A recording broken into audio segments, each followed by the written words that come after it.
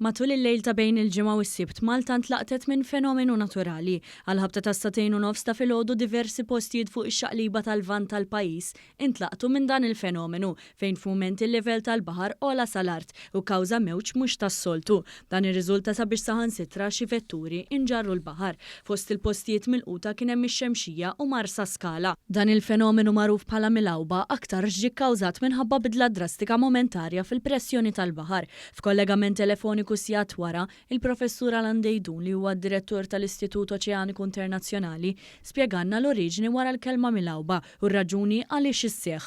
Da fenomenu li bil-Malti jgħidulu milawba ġej mill-verb tilab għax jisu il-baħar tilab logħba. Tkun fenomenu li ħafna drabi tiġri biss fis-sajf u f'bajjiet li jkunu relativament żgħar u magħluqin u fejn l-mowwa baxx, qed nitkellmu pereżempju Marsa Skala, qed nitkellmu x-xemxija, nitkellmu pereżempju l-Adira, xi drabi anke postijiet bħal Marsa Xlokk, tajjeb u anke ġrat ukoll ta' Sliema. Żied jispjega li dan il-fenomenu ma jkunx assoċjat mal-mewġ iżda li jiġri huwa li l-pressjoni atmosferika titbaxxa u l-baħar jola f'daqqa.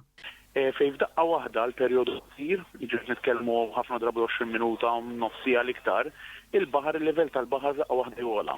U jola b'mod konsiderevoli, ħafna drabi anke xi ftit metri sew, u jaħsad lil dak li jkun għax ma tkunx qisu bħal mewġa li ġejja mill-bogħod, mewġa tar-raġel ġejja mill-bogħod u jista' tkun Tenna li dan jista' joħloq ċertu paniku jew iċaqlaq affarijiet fil-baħar u fuq l-art. Il-professur Dejdun qal li dan hu żmien ta' kambjament klimatiku hekk kif l-arja tibda tisħon ħafna, għalilna li tiġri wkoll f'ħin partikolari fejn l-arja tkun saħnet ħafna u titla' ħafna l fuq. Mistoqsijek dal-episodju x'marbut mat-tibdil fil-klima, il-professur Dejdun wieġeb li mhux direttament. Minkejja li t-temperaturi li kull ma jmur qed jolew huma kawża tat-tibdil fil-klima joħolqu aktar ċans għal dan il-fenomenu, iżda mhux direttament. Qal ukoll li dan m'għandux x'jaqsam mal-qamar bħalma huma t-tajds li rari narawhom fil-Baħar Mediterran.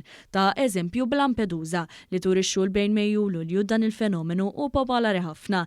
Intant wara li dan il-fenomenu ħakemm lil pajjiżna, ħaddiema mid-Diviżjoni għat-tindif u l-manutenzjoni ħadmu qatih biex ingħatfu t-toroq fil-lokalitajiet milquta. Fit-toroq milquta neħħew l-iskart, skuk u oġġetti oħra li nġarru mal-ilmijiet u spiċċaw f'nofs ta' triq.